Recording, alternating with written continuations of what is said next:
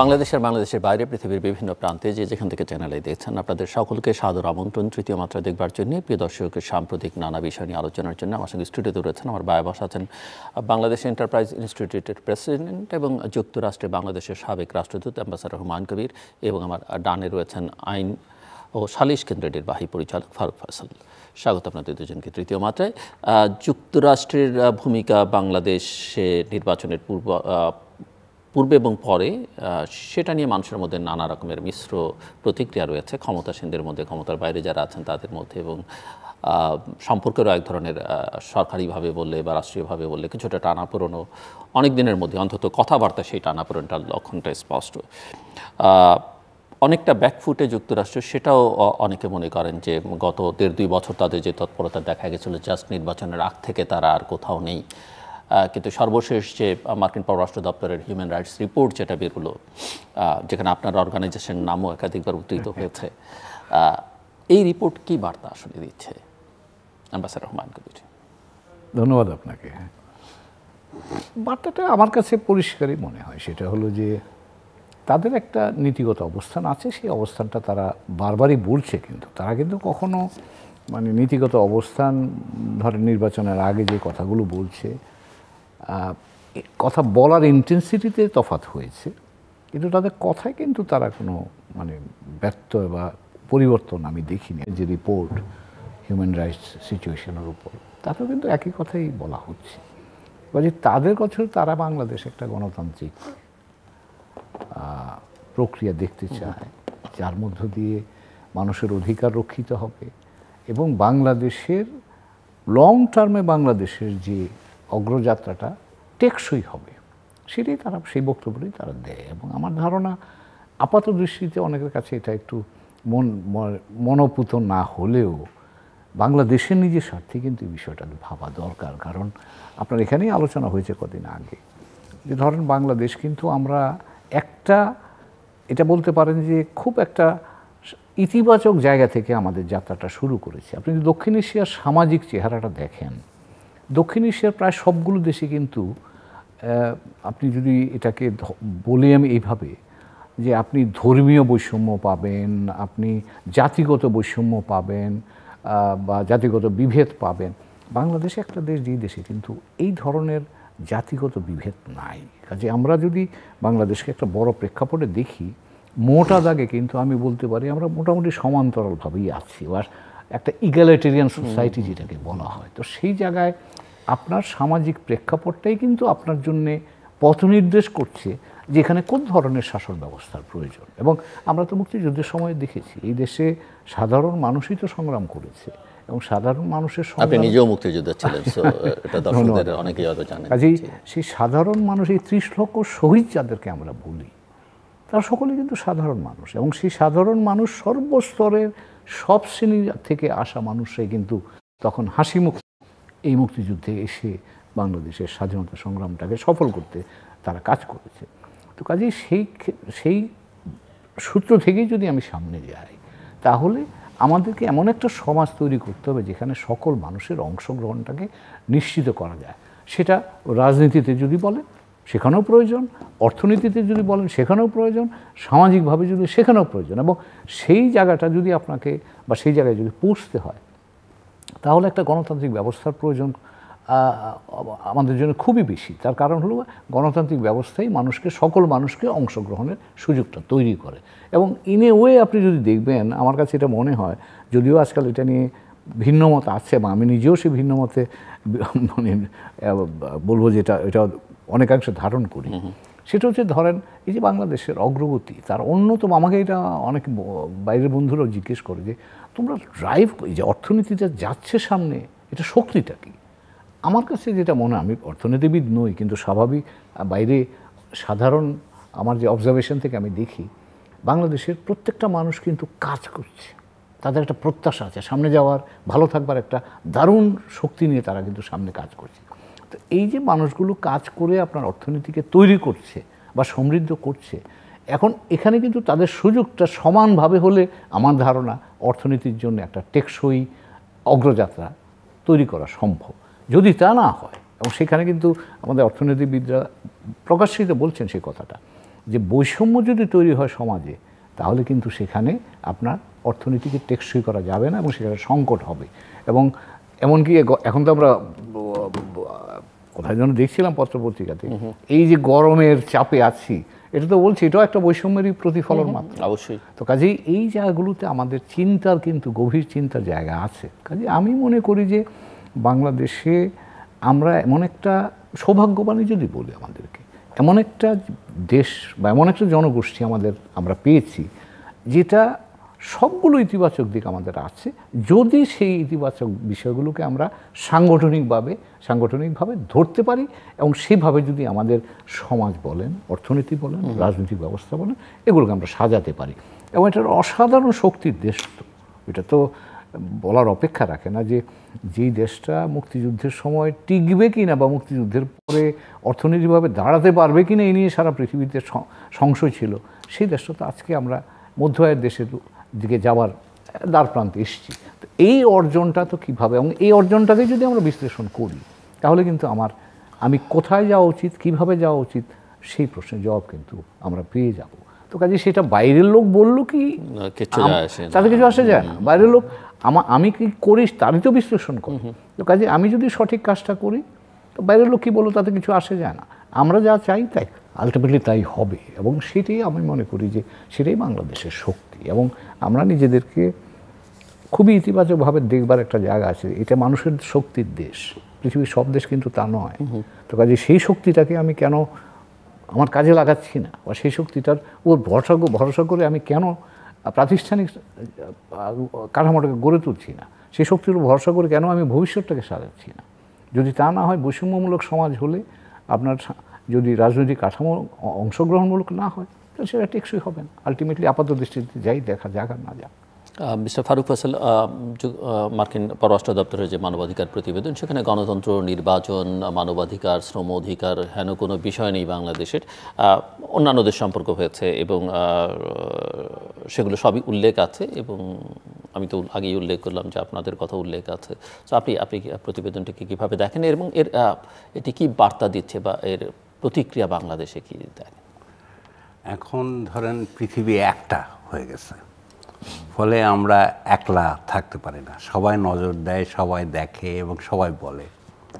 সব কথা যে তারা স্বার্থ থেকে বলে তা কিন্তু নয়। আজকে যদি বলি মার্কিন যুক্তরাষ্ট্র নির্বাচন পছন্দ করেনি বলে এই খবর আসছে, তা কিন্তু নয়। আমরা যারা দেশে থাকি তারাও দেখছি দুর্নীতির মাত্রা বলেন, অনিয়মের মাত্রা বলেন, এবং হুমায়ুন ভাই যেটা বললেন যে জনগণের শাসন ব্যবস্থার সাথে কোনো অংশগ্রহণ নাই, সেটা যদি বলেন, সেই সব কিছু আপনি দেখবেন যে নেতিবাচক। আর একটা জিনিস হলো, হুমায়ুন ভাই যেটা বলছিলেন যে এই দেশটা থাকবে কি থাকবে না, টিকবে কি টিকবে না, এগুলো কথা হয়েছে বাংলাদেশ স্বাধীন হওয়ার পরে। কিন্তু বাংলাদেশের মানুষের মধ্যে একটা রেজিলিয়েন্স আছে, একটা টিকে থাকার একটা সামর্থ্য আছে, শক্তি আছে। সবসময় যখন পাকিস্তান আমল ছিল, তখন পাকিস্তানি সরকার আমাদের কিছুই দেখেনি, কিন্তু আমরা টিকে থাকছি, ঠিক আছে। এখনও মানুষ টিকে থাকতেছে, এবং এই যে টিকে থাকা, এই টিকে থাকার পেছনে প্রায় যে সরকারের দায় দায়িত্ব পালন করেছে তা কিন্তু নয়। এটা দুঃখজনক বাংলাদেশের জন্য। এখন বাংলাদেশের অর্থনৈতিক উন্নয়ন এবং যা হয়েছে, মধ্যম আয়ের দেশে পরিণত হয়েছে, তার পেছনে গার্মেন্ট শিল্পের অবদান আছে, তার পেছনে নারী শ্রমিকদের অবদান আছে, তার পেছনে কৃষকদের অবদান আছে, তার পেছনে সাধারণ মানুষের অবদানের কোনো সীমা নাই। এইটাকেও ডাটা অ্যানালিসিস করে উপাত্ত দিয়ে বলে না, কিন্তু বলা দরকার, তাই না? সেটাই। আর একটা জিনিস আমি যেটা বলতে চাই, সেটা হলো আমেরিকা যে কথা বলছে, আমেরিকা পক্ষপাত দুষ্ট হয়ে বলছে তা নয়। এবং মানুষ যারা মন খারাপ করছে যে আমেরিকা নির্বাচনের আগে যা বলেছে, নির্বাচনের সময় এবং পরে তা বলছে না কেন, মানে ওই যেটা উনি বলছেন যে ইন্টেন্সিটিটা একই রকম নেই। হ্যাঁ, একই রকম নেই। কিন্তু কথা হচ্ছে যে আমেরিকায় বলেন, অন্য কোনো দেশ বলেন, তারা এসে আমার দেশ বদলে দিয়ে যাবে না। আমার দেশ যদি বদলাতে হয়, আমার দেশের লোকেদের বদলাতে হবে। সুশীল সমাজের দায়িত্ব আছে, শিক্ষিত মানুষদের দায়িত্ব আছে। এই সত্য কথা বলতে কি সরাসরি যদি বলি, এই নির্বাচনের পরে মানুষের রাজনীতির কথা বলেই না। মানুষের রাজনীতির মধ্যে একটা প্রচণ্ড অনীহা আসছে, বিশেষ করে তরুণদের, নারীদের, ছাত্রছাত্রীদের।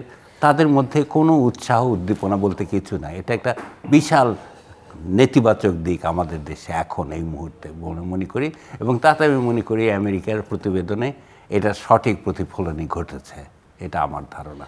জি, আমরা একটু প্রতিবেশী দেশে বাংলাদেশেও এখন স্থানীয় সরকারের নির্বাচন চলছে, কিন্তু ভারতে এখন লোকসভা নির্বাচন চলছে, এবং আপনি কি মনে করেন যে এই নির্বাচনের ফলাফল কি হতে পারে, তার প্রভাব প্রতিক্রিয়া ভারতীয় গণতন্ত্রে কি, আমাদের মতো প্রতিবেশী দেশের ক্ষেত্রে কি হবে, এবং যেটা একেবারেই সম্ভাবনা নেই বলেই সবাই একমত, আমি বলবো শতভাগ মানুষই একমত, যে এখানে সরকারের বদল হবার কোনো সুযোগ আছে বলে কেউ মনে করেন না, এতটাই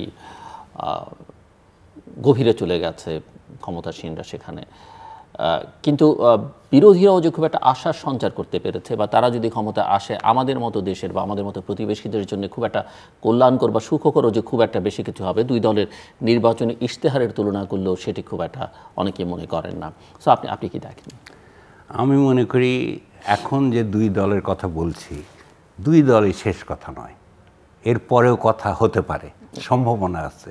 যে মানুষরা আজকে হতাশ হয়েছে, নিরুৎসাহিত হয়েছে রাজনীতি নিয়ে, নির্বাচন নিয়ে, তাদের মধ্যে কেউ কেউ যে উৎসাহিত হবে না, তারা যে একত্রিত হবে না, তার প্রমাণ হচ্ছে আমাদের পাকিস্তান আমলে 1969 সালে যে আন্দোলন হয়েছে, সেটা কেউ মনে করেনি যে সেটা হবে, ঠিক আছে।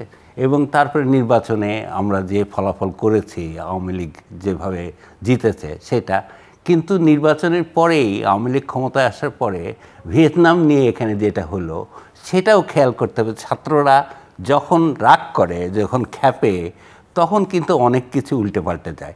এখন এই দেশে এখন ছাত্ররা যে আরও রাজনীতি করবে তা মনে হচ্ছে না, কিন্তু মনে হচ্ছে একটা নতুন ধরনের রাজনীতির দরকার আছে বাংলাদেশে। সেইটা দরকার না, সেটা না থাকলে এই বিরোধী দল ধরেন কিছুই নাই এখন, তাই না? সরকার দল একদম একচ্ছত্র আধিপত্য, এবং এটা একটা রাজতন্ত্রে পরিণত হয়েছে এখন। তো এখন আমি মনে করি, একটু আগে আপনাকে বলছিলাম যে রাজতান্ত্রিক দেশগুলোর আগ্রহ আমাদের প্রতি অত্যন্ত বেশি দেখতেছে। ভুটানের রাজা আসে, কাতারের সুলতান আসে, সবাই আসে, এটা একটা ইন্টারেস্টিং লক্ষণ বলে আমি দেখতেছি।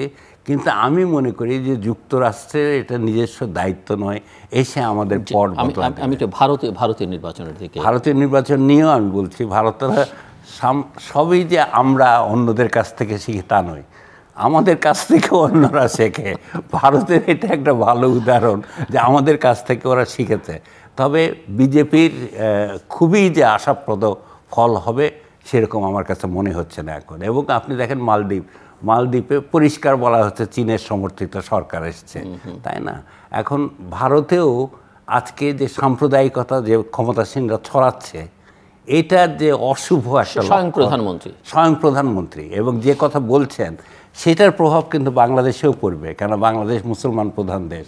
ভারত দুনিয়ার মধ্যে মুসলমানদের প্রাধান্যের একটি দেশ, সেখানে যখন একটি দেশের প্রধানমন্ত্রী এরকম কথা বলেন, এটা এখন কংগ্রেসকে দোষারোপ করুন আর যাকে দোষারোপ করুন, কিন্তু আপনার যে কোনো ধর্মের মানুষই আপনি যদি প্রধানমন্ত্রী হন, তিনি এবং তারা আপনার দেশের নাগরিক, এবং তাদের সম্পর্কে আপনি যখন একটা মন্তব্য করেন বেফাঁস, সেটার ফলাফল আপনাকে নিতেই হবে এবং তার ফলাফল আসবে বলে আমার ধারণা। ধন্যবাদ আপনাকে। আমি দুইটা ফ্রেমে জিনিসটাকে চিন্তা করছি। একটা ফ্রেম হলো যে প্রচলিত ফ্রেম, আপনি যেটা বললেন যে বিজেপি বা বিজেপির নেতৃত্বে এনডিএ ফেরত ক্ষমতায় আবার আসবে, এখন 400 এবং তারা 400 আসন তৃতীয়বারের মতো ক্ষমতায় পাবে, এরকম কথাবার্তা হচ্ছে। তো এটা প্রচলিত ধারণা এবং সেটাই মনে হয় সেই দিকেই যেতে পারে। একটু কাউন্টার ইনটিউটিভ আইডিয়া আমি যদি বলি, আমি তখন কাঠমান্ডুতে 2004 সালে কথা বলছি। শাইনিং ইন্ডিয়ার কথা মনে আছে আপনাদের? শাইনিং ইন্ডিয়া তখন বিজেপি সরকার, তখনও ক্ষমতায় কিন্তু বাজপেয়ী। তখন আমরা ওখানে আমি দেখছি কি হচ্ছে না হচ্ছে। তখন একটা সিনড্রোম আমার কাছে মনে হয়েছিল। 11টার সময় আমরা অফিসার্স আমরা নিজেরা বসি আলোচনা করবার জন্য ওই সময়। তো সবাই বলছে, স্যার কী হচ্ছে ইন্ডিয়াতে? আমি বললাম যে দেখো, আমার কাছে একটা ট্রেন কিন্তু কেমন জানি লাগছে। বলে কীরকম? যে ভোটার উপস্থিতি কম মনে হচ্ছে আমার কাছে। তো এতই যদি ভোটাররা উত্তেজিত হয়, এতই যদি তারা শাইনিং মানে অ্যাটিটিউড বা দৃষ্টিভঙ্গি নিয়ে থাকে, তাহলে তো তারা ঝাঁপিয়ে পড়ার কথা, কিন্তু ঝাঁপাচ্ছে না তো। এবং দেখেন 2004 সালে কিন্তু পরিবর্তন হয়ে গেল। মানুষ পরিবর্তন, প্রচলিত ধারণার বিপক্ষে গিয়ে মানুষ কিন্তু পরিবর্তন করে দিল। গত ফার্স্ট রাউন্ডে যে নির্বাচনটা হয়ে গেল, তাতে কিন্তু উত্তরপ্রদেশের মতো জায়গায়, যেখানে একেবারে আদিত্যনাথ উনি কিন্তু মুখ্যমন্ত্রী, এবং ওখানে কিন্তু বেশ প্রচণ্ড চাপ আছে। এই গত কয়েকদিনে যে রিপোর্টগুলো দেখছি, তাতে দেখা যাচ্ছে যে যারা মেজরিটি, তারা ধরেই নিয়েছে যে বিজেপি আসবে। তো বিজেপি যেহেতু আসবেই, আমার কি করার আছে, এমনিতেতে আসবে। এবং ওখানে স্ট্যাটিস্টিক্স বলছে ওখানকার বুথ থেকে 30% মেজরিটি কমিউনিটি ভোট কাস্ট হয়েছে, মাইনরিটি কমিউনিটি ভোট কাস্ট হয়েছে 70%। এবং আপনি এবার উনি যে কথাটা বললেন, প্রধানমন্ত্রী মোদির বক্তব্যটা কিন্তু আমার কাছে মনে হচ্ছে যে এইখান থেকে, এই ফার্স্ট রাউন্ড অফ থেকে মানে নির্বাচন থেকে তিনি কি কোনো বার্তা পাচ্ছেন, যে বার্তাটাকে তাকে চিন্তিত করছে, অ্যারোগেন্ট করে দেবে। এবং যেই চিন্তার কারণেই তিনি এখন এমন একটা কথা বলছেন, যে কথা দিয়ে তিনি চেষ্টা করছেন মেজরিটি কমিউনিটিকে অর্গানাইজ করার জন্য বা তাদেরকে আরেকটু উৎসাহিত করার জন্য। আমরা এখন জানি না, আমি জাস্ট বাইরে থেকে দেখা সেই অর্থে বলছি। তো কাজেই ভারতে ধরেন তখনও শাইনিং ইন্ডিয়া দেখেছি, এখনও কিন্তু আপনি $5 ট্রিলিয়ন ইকোনমির কথা বলা হচ্ছে, বৈশ্বিক ক্ষমতা একটা শক্তি হিসাবে ভারতের উত্থানটাকে প্রজেক্ট করা হচ্ছে। কিন্তু ভেতরে যদি দেখেন কর্মসংস্থানের অবস্থাটা কীরকম, বা সাধারণ মানুষের জীবনযাত্রা কোথায়, ভারতের মানুষ স্বস্তি বোধ করছে সবাই, তখন এই বিষয়গুলো কিন্তু নির্বাচনের জন্যে আমি যখন আমার ক্ষমতাটা প্রয়োগ করি একজন ভোটার হিসাবে, তখন কিন্তু মানুষ আমি কী ভাবি তার প্রতিফলনটাই ঘটে। তো কাজেই ধারণা দুটোই আছে। প্রচলিত ধারণায় যে 400 সিট, 400 না হলেও কাছাকাছি বা এখন যা আছে তার কাছাকাছি থাকবে। আবার কিন্তু আরেকটা ধারণা যেটা বললাম আমি, যে 2004 সালের অভিজ্ঞতাও কিন্তু যখন ভোট, মানুষ যখন হতাশ হয় বা ভোট পার্সেন্টে বা কাস্টিং যখন কম হয়, তখন কিন্তু এটা চিন্তা। এমনিতে সাধারণভাবে সবাই ধারণা করেছে, আপনারা দুজনেই বলছেন যে উল্টোটাও হতে পারে, মানে উড়িয়ে দেওয়া যায় না, উড়িয়ে দেওয়া যায় না। কিন্তু আমরা ধরেই নিই যদি বিজেপি ক্ষমতায় থাকে, আরও শক্তিমান হয়ে বা কিছুটা শক্তি ক্ষয় করেও যদি ক্ষমতায় থাকে, তার নীতি বা একেবারেই যদি অভাবিতভাবে বিরোধীরা ক্ষমতায় টেনে টেনে চলে আসে, বাংলাদেশ নীতিতে কোনো নিকট ভবিষ্যতে কোনো রকমের পরিবর্তনের আমি দেখছি না। এবং দেখছি না কীরকম বলি আপনাকে, আজকে আস্তে আস্তে গাড়িতে পড়ছিলাম, আমরা জাপানের সাথে এফটিএ করবার কথাবার্তা বলছি। ভারতের কাটস বলে একটা অর্গানাইজেশন আছে যারা ট্রেড রিলেটেড ম্যাটার নিয়ে গবেষণা করে, তারা বলছে জাপানের সাথে যদি বাংলাদেশ ফ্রি ট্রেড এগ্রিমেন্ট করে, আমরা ক্ষতিগ্রস্ত হয়ে যেতে পারি। তার কারণ হচ্ছে ভারতের অনেক প্রোডাক্ট যেগুলো আসে, সেটা যদি জাপানও ফ্রি মার্কেট ডিউটি ফ্রি পায় বাংলাদেশে, তাহলে প্রতিদ্বন্দ্বিতায় ভারতীয় পণ্য কিন্তু এখানে হেরে যেতে পারে। এবং সেই কারণে তারা কিন্তু কনসার্নড। এবং কনসার্নটা কিন্তু আপনি বলতে এটা রাজনীতি নয়, এটা কিন্তু অর্থনীতি। তো কাজেই এই জায়গায়, এবং এই যে সংস্থাটা করছে, এর কিন্তু কোনো রাজনৈতিক পরিচয় নাই, এটা ভারতের স্বার্থ, এবং তারা ঠিকই ভারতের স্বার্থের প্রেক্ষিতে এই মূল্যায়নটা করেছে। তো কাজেই আমার ধারণা বাংলাদেশে ভারতের কিছু মৌলিক স্বার্থ আছে, যে মৌলিক স্বার্থের জায়গায় ভারতের যে দলই ক্ষমতায় থাকুক, তারা যেমন খুব একটা পরিবর্তনে যেতে পারবে না, নুয়ান্স হয়তো থাকবে, ল্যাঙ্গুয়েজে হয়তো পরিবর্তন হবে, কিছু ফান্ডামেন্টালসগুলো খুব বদলাবার সুযোগ নাই। একইভাবে কিন্তু আমাদের জন্য কিন্তু সেই একই কথা মোটামুটি প্রযোজ্য হয়। কারণ আমরা মানে পারস্পরিকতা যখন বাড়তে থাকে, গভীর হতে থাকে, তখন আপনি বলতে পারবেন অনেক কথাই, কিন্তু বাস্তব আপনাকে সেই কথা বাস্তবায়নের ক্ষেত্রে সবসময় যে সহায়ক হবে তা নয়। কিন্তু আমি দুটো এক্সাম্পল দেবো আপনাকে। 1991 সালে বিএনপি সরকার এসে আমাদের অভ্যন্তরীণ প্রয়োজনে মার্কেট ওপেন করলো, মনে আছে কিনা? তার বেনিফিটটা পেয়েছে কিন্তু ভারত, কারণ আমি তখন কলকাতায় কাজ করি। আপনার মার্কেট ওপেন হয়েছে, ভারত আপনার নিকট প্রতিবেশী, সস্তায় জিনিস আসবার সুযোগ আছে, একদিনের মধ্যে মাল চলে আসছে, ভারত সবচেয়ে বেশি বেনিফিশিয়ারি হয়েছে, সরকারটা কিন্তু বিএনপি। তো খেয়াল করবেন। তো কাজেই আপনি এইরকম অনেক দৃষ্টান্তই দেওয়া যাবে। এবং এর মূল কথাটা হচ্ছে যে আমরা যখন পারস্পরিকভাবে একে অপরের সাথে সংযুক্ত গভীরভাবে, তখন এটা নীতিগত অবস্থানের খুব পরিবর্তনের সম্ভাবনা থাকে না। সেটা যে দুই দিকেই যে দলই ক্ষমতায় আসুক হয়তো একটু নুয়ান্স থাকে, বাট এখনকার পরিবর্তিত বাস্তবতায় আমার ধারণা ভারতে কংগ্রেস আসুক কি বিজেপি আসুক কিচ্ছু যায় আসে না। খুব একটা পরিবর্তন হবে না। মনে করছি। মিস্টার ফারুক ফয়সাল, কারো ধারণা যে বিজেপি যদি ল্যান্ডস্লাইড ভিক্টরি এবার হয়ে যায় তাহলে তারা আনুষ্ঠানিকভাবে ইন্ডিয়া, এখন তো তারা ইন্ডিয়ার বলতে চায় না, ভারতই বলতে চায়, ভারতকে হিন্দু রাষ্ট্রে আনুষ্ঠানিকভাবে নিয়ে যাওয়ার একটা প্রয়াস চালাবে। আপনি কি মনে করেন? সম্ভাবনা আছে, যথেষ্ট সম্ভাবনা আছে। এবং এই মোদি সাহেবের এই মন্তব্য তারই প্রমাণ যে এটা তাদের চিন্তায় আছে, এটা তাদের ভাবনায় আছে। তো এইটা তো শুরু থেকেই চলছে। এটা বিজেপির এই যে লক্ষ্য, সেই লক্ষ্য তো পরিষ্কার, সেই লক্ষ্য তো কোনো অপরিষ্কার নয়। সবসময় বলে না, এটা ঠিক, যখন ঝামেলায় পড়ে তখন বলে না, কিন্তু এটা লক্ষ্য আছে এবং এটা হওয়ার কোনো যে সম্ভাবনা একদমই নাই আমি তা বলতে পারি না। কিন্তু সমস্যার আর একটা অসুবিধা আছে, আমি যেটা বললাম একটু আগে, যে ভারত মুসলমান সংখ্যাপ্রধান দেশগুলোর মধ্যে অন্যতম, one of the largest population of Muslim community ওই দেশে। ফলে ওখানে কিছু করা, সেটা যেমন ওই ভারতেও প্রভাব ফেলবে, সেটা আমাদের এখানে প্রভাব ফেলবে, সেটা পাকিস্তানে প্রভাব ফেলবে এবং রিয়াকশনও হবে। এই প্রভাব বলতে আমি শুধু যে প্রভাব হবে এটা এরকম তা বলছি না, বলছি রিয়াকশনও হবে। সেটা ব্যাপারে আমার ধারণা বিজেপি অনেকটা সাবধান হয়েছে মাঝখানে, কিন্তু এখন আবার যখন দেখছে যে তাদের সম্ভাবনা অত উজ্জ্বল, ওই একটাই পুঁজি, হ্যাঁ একটাই পুঁজি, ওটাতে আবার ফিরে যাওয়ার চেষ্টা করছে। এবং এই যে যদি ফিরে যায় তাহলে দুঃখজনক হবে। অ্যাম্বাসাডর হুমায়ুন কবির, এখানে আমি একটু শুনতে তাত্ত্বিক শোনাবে, কিন্তু কথাটা বলতেই হয়। সেটা হচ্ছে যে দেখবেন আপনি যে দেশগুলো, তাত্ত্বিক কথা আপনি তো বলবার রাইট রাখেন, কারণ আপনি রাষ্ট্রবিজ্ঞানের শিক্ষক ছিলেন, আপনাকে বিশ্ববিদ্যালয়ের পলিটিক্যাল সায়েন্সের শিক্ষক ছিলেন। পৃথিবীতে যে দেশগুলো মেজরিটেরিয়ানিজম পলিটিক্স বা মেজরিটেরিয়ানিজম নীতি নিয়ে অতিমাত্রায় উৎসাহী হয়েছে, তাদের জন্য কিন্তু বিপদ এসছে। আমাদের বয়সে আমরা দেখেছি ইউগোস্লাভিয়া মডেল কান্ট্রি হিসেবে মনে করা হতো, এবং আমাদের মুক্তিযুদ্ধের সময় আমাদের খুবই মানে একটা শক্তিশালী সমর্থক দেশ ছিল। দেশটা কোথায় এখন? আমি মানে শিক্ষণীয় বিষয় হিসেবে বলছি, সার্বিয়ানসরা তারা মেজরিটি, সার্বিয়ানসরা যখন মাইনরিটির উপর চাপ দেওয়া শুরু করলো তখন কিন্তু দেশটা থাকেনি। তো কাজেই উনি যে কথাটা বললেন, আপনি কতটা পরিমাণে মানে এই মেজরিটেরিয়ানিজমের গেম খেলবেন এ ব্যাপারে কিন্তু সাবধান হওয়া দরকার।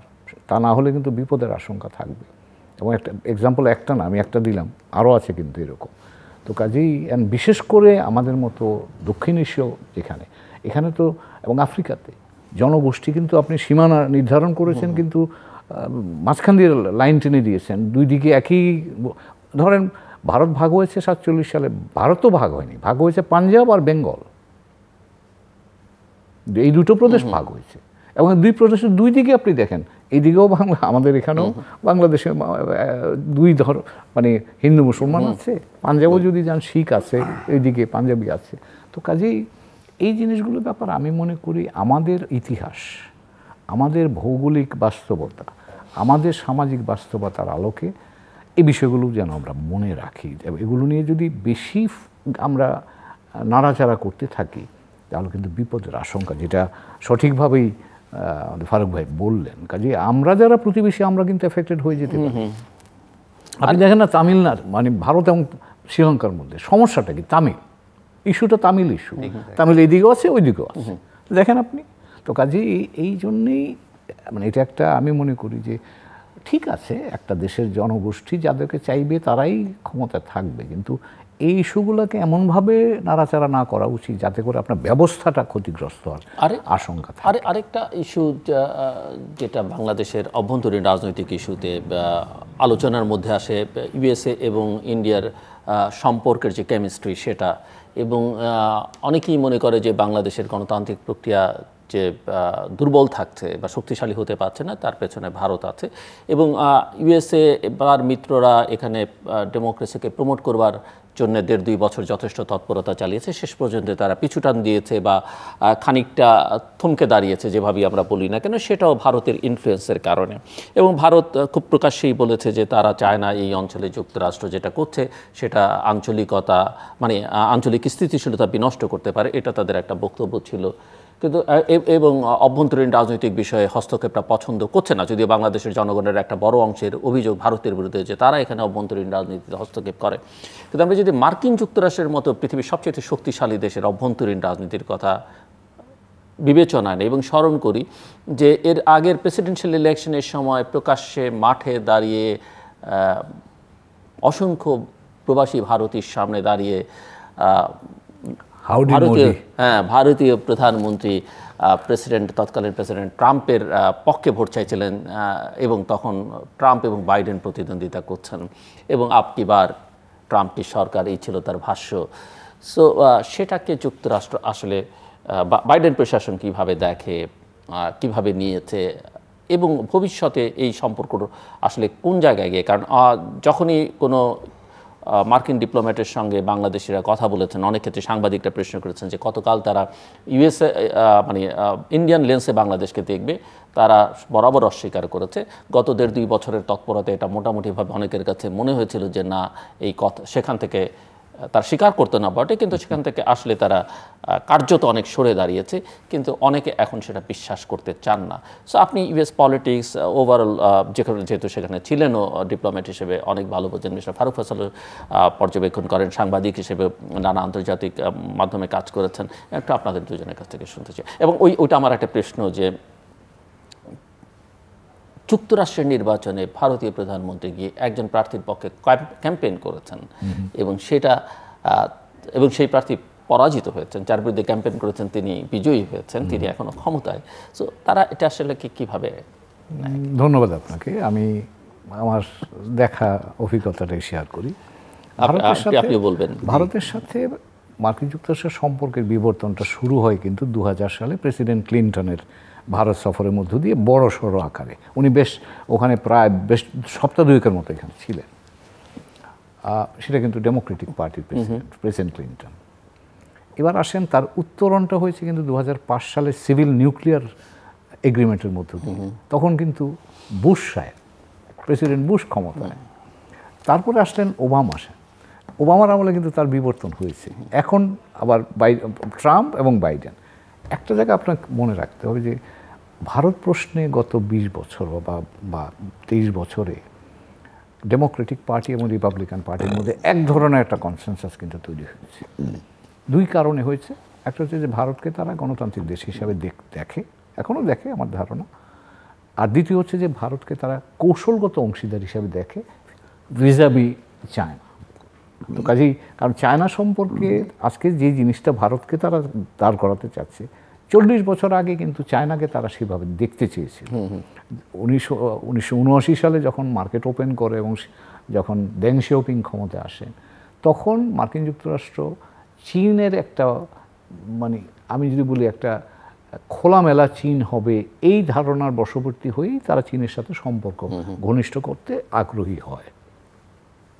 2010 সাল নাগাদ এসে তারা এই সিদ্ধান্তে পৌঁছে যায় যে না, চীন বদলায়নি খুব একটা। চীনের অর্থনৈতিক সমৃদ্ধি হচ্ছে, কিন্তু চীনার কাঠামো, রাজনৈতিক কাঠামো কিন্তু খুলছে না বা তেমন ওপেন নয়। এবং তারপর থেকে তারা এক্সেলারেট করতে তাতে বলেছে এবং ভারতের সাথে তাদের সখ্যতাটা বাড়তে থাকে। তো কাজেই মার্কিন যুক্তরাষ্ট্রে ডেমোক্রেটিক পার্টি থাকুক বা ডেমোক্রেটিক পার্টির প্রেসিডেন্ট থাকেন বা সরকার থাকুক বা কংগ্রেস থাকুক বা রিপাবলিকান পার্টি থাকুক, আমি মনে করি যে এই মুহূর্তে সামনে নির্বাচন মার্কিন যুক্তরাষ্ট্রের, সেটাও আমাদের মাথায় রাখা দরকার। এই মুহূর্তে ভারতের সাথে মার্কিন যুক্তরাষ্ট্রের সম্পর্কের কোনো মৌলিক পরিবর্তনের ইঙ্গিত আমি দেখছি না। এবার আসেন যে অন্যান্য, মার্কিন যুক্তরাষ্ট্র কিন্তু একটা বৈশ্বিক ক্ষমতাশালী দেশ এবং তাদের একটা বৈশ্বিক স্ট্র্যাটেজি আছে এবং তারা এটুকু বোঝে ভালো, এবং ভারত সম্পর্কে তাদের অ্যাসেসমেন্টও এইরকম যে ভারত আমাদেরকে ততখানিই চাইবে যতখানি ভারতের প্রয়োজন। আমার প্রয়োজনে আপনি মনে করেন এটা তাদের নিজস্ব অ্যাসেসমেন্ট? অ্যাবসলিউটলি। এবং কারণ এটার কারণ আছে, যুক্তিটা হচ্ছে ভারত স্বাধীনতার পর থেকে এখনও এই মোদি সাহেব আসবার আগ পর্যন্ত তারা কিন্তু একটা ইন্ডিপেন্ডেন্ট ফরেন পলিসি তারা ফলো করেছে। সেটাকে আপনি জোট নিরপেক্ষ পররাষ্ট্রনীতি বলেন, এবং সেই কাঠামোতেই কিন্তু ভারত খুব বেরিয়ে যায়নি, এখনও কিন্তু সেটা আছে। এবং তার অন্য ফর্মে আপনি মাল্টি অ্যালাইনমেন্ট বলে যেটা এখন পররাষ্ট্রমন্ত্রী জয়শঙ্কর বলছেন, তার অর্থ কিন্তু মানে এটাকে ভিন্নভাবে। এবং আপনি লক্ষ্য করেন ইউক্রেন যুদ্ধের পরে রাশিয়ার সাথে সারা পৃথিবীর সম্পর্ক যেভাবে হয়েছে, ভারত কিন্তু তার পুরনো সম্পর্ক বজায় রেখেছে, আবার অন্যদিকে মার্কিন যুক্তরাষ্ট্রের সম্পর্ক বজায় রেখেছে। তার অর্থ হচ্ছে ভারত একটা নিজস্ব অবস্থান আছে। মার্কিন যুক্তরাষ্ট্র যদি এটা বোঝে যে আজকে যদি চীনের সাথে তার প্রতিদ্বন্দ্বিতা করতে হয়, সেখানে ভারত চীনের সাথে প্রতিদ্বন্দ্বিতায় মার্কিন যুক্তরাষ্ট্রের সাথে একটা কাজ করবে। কিন্তু যদি ধরেন চীনের সাথে মার্কিন যুক্তরাষ্ট্রের একটা সংঘাত তৈরি হয়, ভারত কি সেখানে যাবে? আমার মনে হয় না সে ব্যাপারে মার্কিন যুক্তরাষ্ট্র এখনো নিশ্চিত। তার কাছে এই জায়গাটার ভিত্তিতে তারা কাজটা করছে। এবার আপনি যদি আমাদের ক্ষেত্রে বলেন, একটা সময় ছিল ধরেন যখন 2001 সালের পর থেকে সন্ত্রাস বিরোধী কর্মকাণ্ড যখন হয়েছে, আফগানিস্তান ইস্যু যখন বেশ শক্তিশালী মার্কিন ভূমিকার মার্কিন দৃষ্টিভঙ্গির মধ্যে বড় ভূমিকা পালন করছে, তখন এই অঞ্চলে ভারতকে মার্কিন যুক্তরাষ্ট্র দেখেছে এই দেশগুলোতে মোটামুটি ভারত এগুলো দেখভাল করে রাখুক।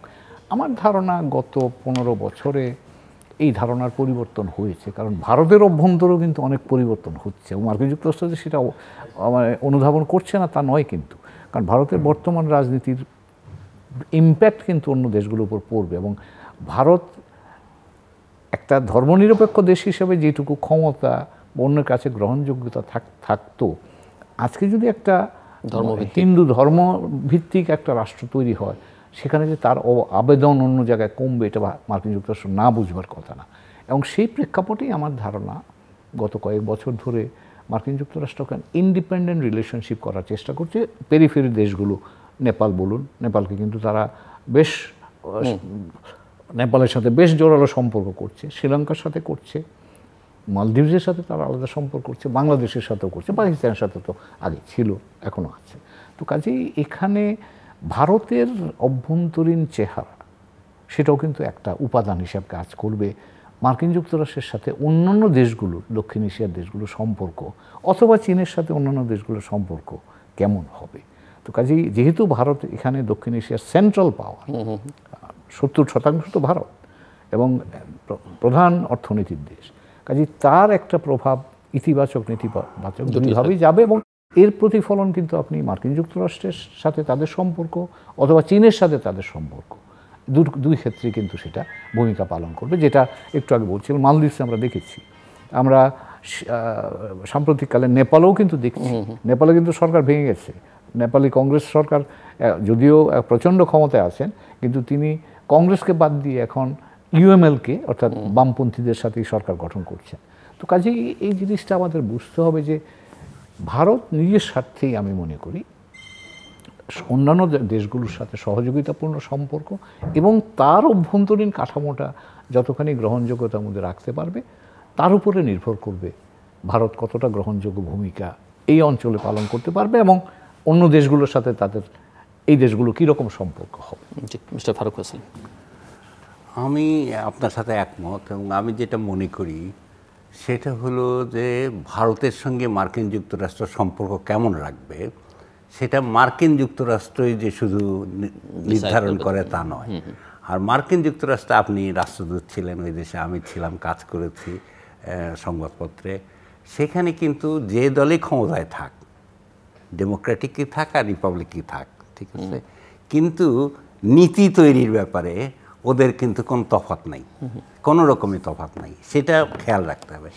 এখন যুক্তরাষ্ট্র যেহেতু এরকম একটা স্টেবল অবজারভেশন টাওয়ারের উপর বসে থাকে এবং অন্যান্য দেশ কীভাবে নড়াচড়া করছে তার উপরে নির্ভর করে যে এই সম্পর্কটা কোথায় গিয়ে দাঁড়াবে। ফলে এখন আমরা এই মুহূর্তে বলতে পারি না যে আগামীকালও ভারতের সাথে যুক্তরাষ্ট্রের সম্পর্ক এইরকমই থাকবে, তা নাও থাকতে পারে, ঠিক আছে। এটা একটা প্রশ্ন।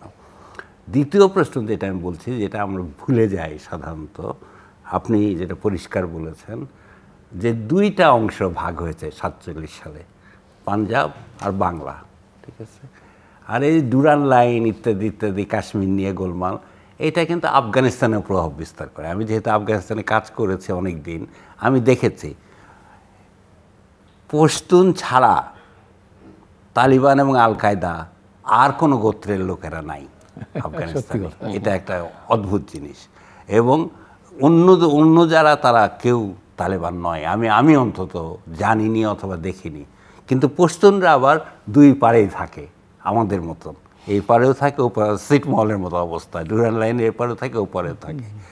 এই পরিস্থিতি যদি চলতে থাকে তাহলে কখন যে কোথায় কি বদলে যাবে এইটা আজকে পরিষ্কার করে বলার সময় এখনো আসেনি বলে আমি মনে করি।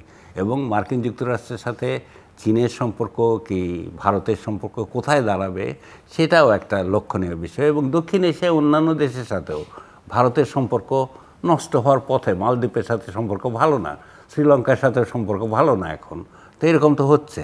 এবং আফগানিস্তানে যখন তালিবানরা ক্ষমতায় ছিল না তখন ভারত অত্যন্ত প্রভাবশালী ছিল আফগানিস্তানে, সমস্ত ইউএনডিপির কাজ, অন্যান্য কাজ, সব কাজ তারাই করতো। কিন্তু এখন আর ওই পরিস্থিতি নাই, পরিস্থিতি বদলে যেতে সময় লাগে না, এইটা হচ্ছে আমার আশঙ্কা। মধ্যপ্রাচ্য পরিস্থিতি আপনি কীভাবে দেখছেন? ইসরায়েল গাজা সম্প্রতি যুক্ত হয়েছে ইরান এবং ইসরায়েলের মধ্যকার সমস্যা এবং তার প্রভাব আমাদের মধ্যে। আমাদের প্রধানমন্ত্রী ইতিমধ্যেই মধ্যপ্রাচ্যের সফর বাতিল করেছেন, দুটি সফর বাতিল করেছেন তিনি, মধ্যপ্রাচ্যের এবং আফ্রিকার। হ্যাঁ, আমি যেভাবে দেখি সেটা আমি মুসলমান কি মুসলমান নয় এই হিসেবে দেখি না। ফিলিস্তিনিরা মুসলমান বলে আমার অত্যন্ত আগ্রহ তা কিন্তু নয়। আমার আগ্রহটা হচ্ছে একটা অমানবিক কাণ্ড চলছে, এটা মানবিক একটা বিপর্যয় চলছে এবং একটি দেশ এমনই ক্ষমতাবান যা ইচ্ছা তাই করতে পারে। ফলে যা ইচ্ছা তাই করতে দেয়া যায় না, করতে পারে না, তাহলে পৃথিবীর অন্যান্য দেশগুলোর আর কোনো দায়িত্ব থাকে না। আমাদের প্রধানমন্ত্রীও এটা করতে একটু সময় লাগছে, ইউক্রেন নিয়েও করতে একটু সময় লাগছে। কিন্তু আমাদের এটা সময় লাগছে কেন? সময় লাগছে এই কারণে যে তাকেও চতুর্দিক দেখতে হয়েছে, দেখার পরে দেশের মানুষের মনোভাবতাকে বিবেচনায় আনতে হয়েছে। এই কারণে আমি মনে করি এই জিনিসটা যা ঘটছে এখন প্যালেস্টাইনে একটা অসম্ভব, অন্যায্য এবং অন্যায় একটা ঘটনা ঘটছে এবং এটা আমি মনে করি প্রত্যেকটা দেশের প্রত্যেকটা মানুষের প্রতিবাদ করা উচিত। তাই হচ্ছে, ইসরায়েলেও প্রতিবাদ হচ্ছে, ইসরায়েলের মানুষরাও কিন্তু এটা চায় না, ইসরায়েলের মানুষরাও এটা চাচ্ছে না। এবং আজকে ইরান বলছে আমি এখান থেকে সবগুলা আমি সামাল দেব, হয়তো দিতে পারবে হয়তো পারবে না, আমি জানি না, কিন্তু কথা হচ্ছে সামাল দেওয়ার জন্য এগিয়ে আসতে হবে। আজকে জর্ডান বিপদে পড়ছে আমি বললাম, কাতার খেলছে তাও আমরা বললাম। তখন নানা রকম খেলা একসাথে চলছে, কিন্তু এটার একটা স্থায়ী বন্দোবস্ত হতে হবে, এটা শেষ করতে হবে। এটা দীর্ঘদিন হলো আমরা এটা নিয়ে একটা বিস্ফোরার মতো আমাদের মানবিক বিপর্যয়ের মধ্যে আমরা আছি। এটা হচ্ছে আমার দৃষ্টিভঙ্গি, এটা বলে। ফারুক ভাই অনেক কথাই বলে ফেলেছেন, তবে উনি শেষ যেটা করলেন সেটা, এটা শুরুটা তো এই পর্যায়ে শুরুটা হচ্ছে 7ই অক্টোবর, গত বছর 7ই অক্টোবর যখন হামাস ইসরায়েলের ভেতরে ঢুকলো গিয়ে। এর একটা প্রেক্ষাপটটা আমাদের বুঝতে হবে। এবং উনি যেটা বলছেন যে এটা কিন্তু 7ই অক্টোবরের যুদ্ধ নয়, প্যালেস্টাইনিরা গত 75 বছর ধরে যুদ্ধ করছে। তারা তাদের ন্যায্য অধিকারটা প্রতিষ্ঠা করার জন্যে তারা যুদ্ধ করছে এবং সেই অধিকারটা থেকে তাদেরকে বঞ্চিত করা হয়েছে বিভিন্নভাবে, সেই ইতিহাসে গেলাম না। কিন্তু আমি একটু আগে যাই যে এই 7ই অক্টোবর কেন হলো, যেটা আজকে গত 7 মাস ধরে একটা হত্যাযজ্ঞ, আপনি একটা ধ্বংসযজ্ঞের মধ্যে যাচ্ছে, একটা গণহত্যা চলছে। 7ই অক্টোবর কারণটা হচ্ছে ইসরায়েলের আর হামাস কেন এই অ্যাকশানে গেল। আপনারা যদি লক্ষ্য করেন যে গত ট্রাম্প প্রশাসনের সময় আব্রাহাম অ্যাকর্ড বলে একটা অ্যাকর্ড করা হয়েছিল এবং গত বছর আমার মনে পড়ে গত বছর জাতিসংঘে গিয়ে নেতানিয়াহু ওই জেনারেল অ্যাসেম্বলিতে বক্তৃতা করার সময় একটা এরকম কাগজ ধরে তিনি এরকম কলম দিয়ে দেখাচ্ছিলেন বোর্ডের মধ্যে যে ইসরায়েলের সাথে রিয়াদের সম্পর্ক হবে, ইসরায়েলের সাথে বাহরাইনের সম্পর্ক হবে, ইসরায়েলের সাথে ইউএর সম্পর্ক হবে। এটাই তো সম্পর্কের ভিত্তি। তার অর্থ হচ্ছে তিনি প্যালেস্টাইন জনগণের অধিকার মুছে দিতে চাচ্ছিলেন এবং সেই মুছে দেওয়ার প্রয়াসটা থেকে প্যালেস্টাইনকে বা এই ইস্যুটাকে তুলে এনে আবার পৃথিবীর সামনে হাজির করবার জন্যই কিন্তু এই হামাস 7ই অক্টোবরের প্রয়াস। এখন এর মধ্যে দিয়ে কী হয়েছে, অনেকগুলো রেড লাইন কিন্তু মধ্যপ্রাচ্যে যে রেড লাইনগুলো বা আত্মপ্রসাদ যদি বলি আমি, সে জায়গাগুলো ভেঙে গেছে। কিন্তু ইসরায়েলের ধারণা ছিল, এবং এই পত্রপত্রিকা আর সেগুলো আমরা দেখি, ইসরায়েল কিন্তু জানতো যে প্যালেস্টাইনিরা হামাস কিছু একটা করার চেষ্টা করছে, ইনফরমেশন ছিল, কিন্তু তাদের ধারণা ছিল যে এরা এসব খেলাধুলা করছে, কি হবে। এবং ইসরায়েলের সিকিউরিটি যিনি ডিফেন্স সিকিউরিটি তিনি পদত্যাগ করেছেন, সেই প্রেক্ষাপটে এই বিষয়গুলো আবারও এসছে। তো ইসরায়েল ইনপ্রেগনেবল, ইসরায়েল দুর্ভেদ্য। 7ই অক্টোবরে কিন্তু প্রমাণ হলো যে ইসরায়েল দুর্ভেদ্য নয়। এবং সেটা কিন্তু এই যে নেতানিয়াহু সাহেব এখন যুদ্ধটাকে চালিয়ে যেতে চাচ্ছেন, তার কারণও এটাই যে যতদিন যুদ্ধ চলবে ততদিন তিনি ক্ষমতায় থাকবেন। কারণ তিনি তো দুর্ভেদ্য রাখতে পারেননি, এই প্রশ্নের জবাব কিন্তু তাকে দিতে হবে। সেই কারণেই তিনি যুদ্ধ চালিয়ে যেতে চাচ্ছেন, যে কোনো মূল্যে। মানুষ মরুক, 34,000 মানুষ ইতিমধ্যে মারা গেছে, এবং তার 2/3 নারী এবং শিশু। তো ইসরায়েলের দুর্ভেদ্য ইসরায়েল আর নাই, ভেঙে গেছে। কিন্তু এবার ইসরায়েল জানে যে এই যুদ্ধ শেষ করতে পারছে না, সেই কারণে সেই যুদ্ধটাকে সম্প্রসারিত করার জন্যে ইরানের কনসুলেট উপর হামলা করলো গিয়ে আপনার সিরিয়াতে। উদ্দেশ্য হচ্ছে মার্কিন যুক্তরাষ্ট্রকে টেনে আনা এর মধ্যে। কারণ তাইলে যেটা হবে যে তার এক ঢিলে 2 পাখি মারবে, একদিকে হামাসকে শেষ করবে, অন্যদিকে ইরানকেই একমাত্র প্রতিদ্বন্দ্বী বলে মনে করে কিন্তু তার বিরুদ্ধে আমেরিকাকে লাগিয়ে ইরানকে ধ্বংস করবে। কিন্তু সেই আমার ধারণা সেই খেলাটা পারেনি করতে, এবং ফলে দেখেন ইরান মিসাইল মেরেছে, আবার ইসরায়েল মেরেছে। এর মধ্যে কি হলো, তাদের মধ্যে যেটাকে বলা হয়, আমরা বলি মানে এক ধরনের দাঁতা বলি, বা এক ধরনের তাদের ব্যালেন্স যেটাকে, সেই ব্যালেন্সটা কিন্তু নষ্ট হয়ে গেছে। এখন ইসরায়েল আর ওই যে ভালনারেবিলিটি, একবার তার দুর্ভেদ্য অবস্থা ভেঙেছে, এবার তাকে যদি মার্কিন যুক্তরাষ্ট্র, জর্ডান, ব্রিটিশ, ফ্রেঞ্চরা যদি না রক্ষা করতো, তাহলে এবার কিন্তু আরও একটা বিপদ গেল। তো কাজে এর মধ্য দিয়ে ইসরায়েলের দুর্ভেদ্য যে চেহারাটা ছিল, সেটা কিন্তু ক্ষতিগ্রস্ত হয়েছে সিরিয়াসলি। এবং এখন ইরানেরও ভালনারেবিলিটিটা প্রকাশিত হয়েছে, যে তার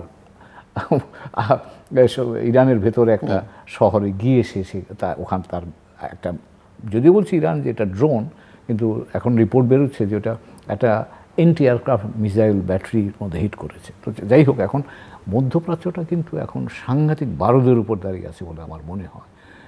হামাসকে শেষ করা যাবে কিনা আমি জানি না। আর ইসরায়েল আমার মনে হয় এই স্ট্র্যাটেজি কাজ করবে না, তার কারণ হামাস তো একটা খালি সামরিক সংগঠন নয়, এটা একটা মানুষের সংগঠন, সমাজের সংগঠন।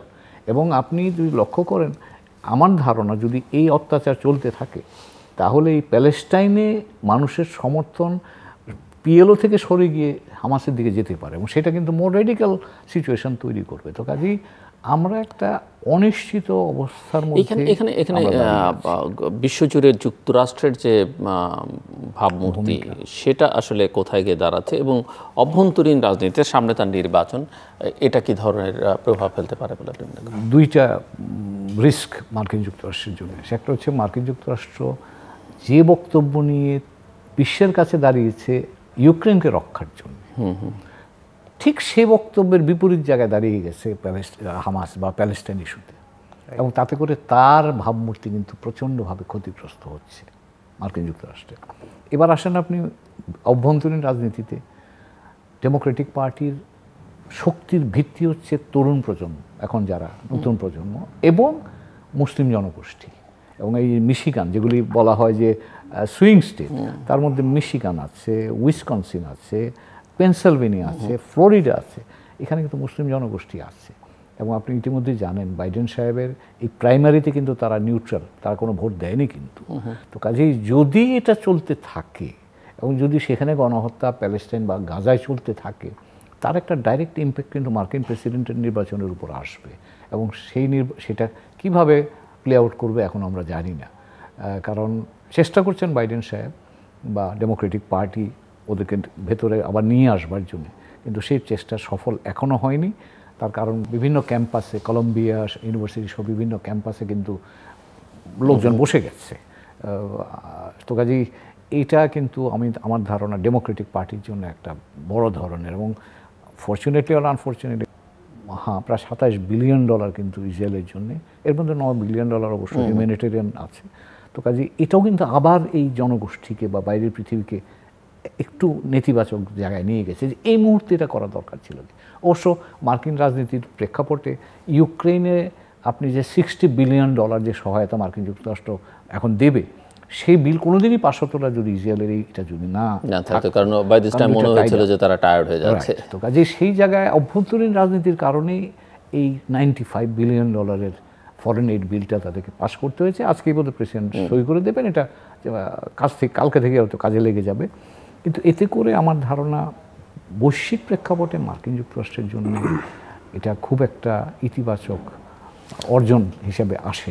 ইউক্রেন ওয়ারের কি ভবিষ্যৎ শেষ পর্যন্ত কোথায় গিয়ে দাঁড়াবে বলে মনে হয়? এবং মনে হয়েছিল যে যেটা আমি বলছিলাম যে একটু টায়ার্ড হয়ে গেছে সবাই, গোটে তার মিত্ররা, কিন্তু সেটা আবার খানিকটা চাঙ্গা হলো মধ্যপ্রাচ্য পরিস্থিতির কারণে। হ্যাঁ, কিন্তু হুমায়ুন ভাই আমার সাথে একমত হবেন কিনা জানি না, আমি মনে করি ইউক্রেনের সমস্যার সমাধান হতে সময়টা একটু দীর্ঘ হবে। চট করে এটার সমাধান হচ্ছে না, এটা একটা। আর দ্বিতীয় কথা, আমি একটা লাইন বলতে চাই ইসরায়েল সম্পর্কে, যে আমাদের এই ভ্রান্ত ধারণা থাকা উচিত নয় ইসরায়েল দেশটা একটা সন্ত্রাসী দেশ। কারণ ইসরায়েলের এত মানুষ আছে যারা শান্তি চায়, এবং একটা কথা প্রচলিত আছে যে মার্কিন যুক্তরাষ্ট্রে ইহুদিদের লবি অত্যন্ত স্ট্রং বলে আমেরিকান সরকার এটা করে। সে কথাও যে আর কিছুদিনের মধ্যে ঠিক থাকবে তা আমার মনে হয় না। কেননা তরুণ যারা বয়সে ছোট থেকে বড় হচ্ছে তারা কিন্তু যুদ্ধটা যে কোনো কারণে হোক পছন্দ করে না। ফলে ইসরায়েলকে যদি থাকতে হয় পৃথিবীতে, তাহলে এটার একটা সমাধান তাদের করতেই হবে, এবং ফিলিস্তিনের স্বাধীনতা ছাড়া এটার আর কোনো সমাধান নেই। মানে যেটা বলা হয় যে টু স্টেট সলিউশন, সেটা কি আপনি মনে করেন? যে আমি মনে করি এটা একমাত্র রাস্তা।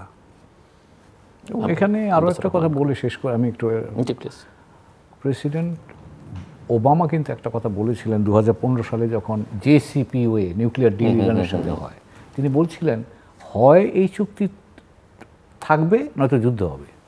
প্যালেস্টাইনের ক্ষেত্রে কিন্তু একই জিনিস। এখন যে অবস্থায় আমরা আছি, হয় প্যালেস্টাইন রাষ্ট্র হিসেবে প্রতিষ্ঠিত হবে নয়তো এই যুদ্ধ কন্টিনিউ করবে। আনফর্চুনেটলি এমন একটা জায়গায় এসেছে। এবং ঐতিহাসিকভাবে যদি আরেকটু দেখি, প্যালেস্টাইনের ক্ষেত্রে যখনই বড় ধরনের এরকম যুদ্ধ হয়েছে, তারপরে কিন্তু মানুষ সজাগ হয়ে নতুন কিছু ভাববার সুযোগ পেয়েছে। আমার ধারণা যে এবারের অবস্থার প্রেক্ষাপটে টু স্টেট সলিউশন মানে রাষ্ট্র তো দুটোই হতে হবে, কি নেচারের হবে সেটা আমরা এখনো জানি না। কিন্তু প্যালেস্টাইন স্বাধীন একটা প্যালেস্টাইন রাষ্ট্র,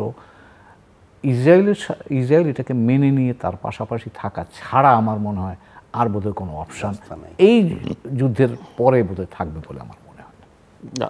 আপনি মনে করেন যে ইসরায়েল সে জায়গায় কনভিন্স হবে শেষ পর্যন্ত? মানে নিজেরা ইসরায়েলের মধ্যে একটা এখন একটা ধারা কিন্তু তৈরি হচ্ছে, যেটা উনি বলছেন অনেকেই কিন্তু এখন ধরেন ইসরায়েলে যদি নির্বাচন হয়, যেটা মনে হচ্ছে হবে, তাহলে কিন্তু এই রাইট উইং সরকার ক্ষমতায় আসবে না, তখন কিন্তু বিরোধীরা আসবে। এবং বিরোধীরা আসলে সেখানে এক ধরনের অ্যাকোমোডেশন আমার কাছে মনে হয় অসম্ভব নয়। সো আমরা একেবারে শেষের দিকে মিস্টার ফারুক ফয়সাল, আবার বাংলাদেশে ফেরত আসি, সামনের দিনগুলো কি দেখেন? আমি খুব যে ভালো দেখি তা দেখি না, কারণ আমি দেখছি যে সমাজ ব্যবস্থায় একটা ভাঙন ধরেছে বলে আমার মনে হয়। দুর্নীতি যেসব কথা শুনছি, আমি কারো নাম উল্লেখ করতে চাই না, ধর্ষণের যে ঘটনা দেখছি, আইন শৃঙ্খলা ভেঙে যাওয়ার যে ঘটনা দেখছি, এই সব ঘটনা থেকে যদি বাংলাদেশকে উদ্ধার না করা যায়, তাহলে নির্বাচনে আপনি জিতেছেন কি জেতেননি তার সাথে আমার কোনো সাথ নাই। আমার সাথ হচ্ছে দেশটাকে সামনের দিকে যেভাবে এগিয়ে নিয়ে যাওয়া হচ্ছে সেটা অব্যাহত রাখা যাবে কি না, এটা একটা শঙ্কা আমার মধ্যে। এটা সত্য নাও হতে পারে, কিন্তু আমার মধ্যে একটা শঙ্কা কাজ করে। আমি দৈনিক খবরের কাগজ পড়তে ভয় পাই। মূল্যবোধের একটা বড় ধরনের ধস নেমেছে, প্রতিষ্ঠানগুলো তাদের শক্তি হারাচ্ছে, সেটা তো আমরা দেখতে পাচ্ছি, যেটা ফারুক ভাই বললেন। তো কাজেই এবং এই দেশ এটা কিন্তু রাজনীতির দেশ, মনে রাখতে হবে। যেখানে মানুষ যখন রাজনীতি বিমুখ হয়ে যায়, বা রাজনীতি যখন মানুষের কাছে আর গ্রহণযোগ্যতা থাকে না, এটা কিন্তু আমাদের জন্য আশঙ্কার কারণ। তো কাজেই আমি মনে করব রাজনীতির মধ্য দিয়ে কিন্তু মুক্তিযুদ্ধের মানে এই দেশের জন্ম, কাজেই এই রাজনীতিটা সাধারণ মানুষের রাজনীতি হওয়া দরকার, এবং যে প্রতিষ্ঠানগুলোর ভিত্তিতে দেশ সামনে এগিয়ে যাবে সেই প্রতিষ্ঠানগুলো শক্তিশালী করা দরকার। এবং যেটা শেষ কথা বলবো যে একটা মূল্যবোধ যেটাকে আমি বলি যে আজকে আমরা বৈশ্বিক, যেটা দিয়ে ফারুক ভাই বলছিলেন, আমরা তো সকলের সাথে সংযুক্ত, কাজে আমাকে আমার মর্যাদা নিয়ে সকলের সাথে কাজ করার মতো যে মূল্যবোধ সেটা চর্চা হওয়া দরকার। এবং নতুন প্রজন্মের দেশ কিন্তু, আমরা তো এখন যাওয়ার সময়, এই নতুন প্রজন্মকে বৈশ্বিক চিন্তাধারা এবং বৈশ্বিক সংযুক্তিতে থাকবার মতো ভাবনা এবং সক্ষমতা দিয়ে যদি তৈরি করতে পারি, তাহলে আমি মনে করি যে আমাদের শঙ্কার পরেও বাংলাদেশে একটা সম্ভাবনা থাকবে। দর্শক, অনুষ্ঠানের শেষ প্রান্তে আমরা সামাজিক যোগাযোগ মাধ্যম ফেসবুক এবং টুইটারে তৃতীয় মাত্রা লাইভ স্ট্রিমিং হচ্ছে, আপনারা দেখতে পারেন। টেলিভিশনের পর্দায় দেখতে না পারলে যে কোনো সময় যে কোনো স্থান থেকে ইউটিউবে তৃতীয় মাত্রা চ্যানেলটি সাবস্ক্রাইব করে পর্ব বা পুরোনো পর্বগুলো আপনারা দেখতে পারেন। মিস্টার ফারুক ফয়সাল এবং অ্যাম্বাসেডর হুমায়ুন কবির অসংখ্য ধন্যবাদ আলোচনা শোনার জন্য। দর্শক, আমার এক অতিথি বলছিলেন বাংলাদেশের প্রসঙ্গে কথা বলতে গিয়ে যে তিনি দৈনিক পত্রিকা পড়তে ভয় পান। পরিস্থিতির এতটাই এখানে মূল্যবোধের সংকট। আমার আরেক অতিথি বলছিলেন যে প্রতিষ্ঠানগুলো শক্তিশালী হচ্ছে না, অনেকে মনে করেন প্রতিষ্ঠানগুলো আসলে এখানে কাজই করছে না, এবং মানুষ রাজনীতি বিমুখ হচ্ছে। সেটা যে রাজনীতি আসলে দেশটা তৈরি করেছে, সেই দেশের মানুষ যদি রাজনীতি বিমুখ হয় সেটা দেশের জন্য কল্যাণকর নয়। দেশে গণতান্ত্রিক প্রক্রিয়াকে শক্তিশালী করা, অব্যাহত রাখবার কোনো বিকল্প, সেটা অর্থনৈতিক, সামাজিক, রাজনৈতিক যে কোনো বিবেচনা থেকে কোনো বিকল্প নেই। বৈশ্বিক পরিস্থিতির অস্থিরতা নিয়ে আলোচনা হয়েছে, সেটা ইউক্রেন থেকে গাজা, ইসরায়েল, নানা প্রসঙ্গ। ওনারা মনে করেন যে এই অস্থিরতা খুব নিকট ভবিষ্যতে কাটবে, সেটি মনে করবার কারণ নেই। তবে মধ্যপ্রাচ্যের অস্থিতিশীলতা থেকে মুক্তি পাওয়ার একটাই উপায় হচ্ছে যে সেখানে আসলে ফিলিস্তিনকে একটা রাষ্ট্র হিসেবে স্বীকৃতির কোনো বিকল্প নেই।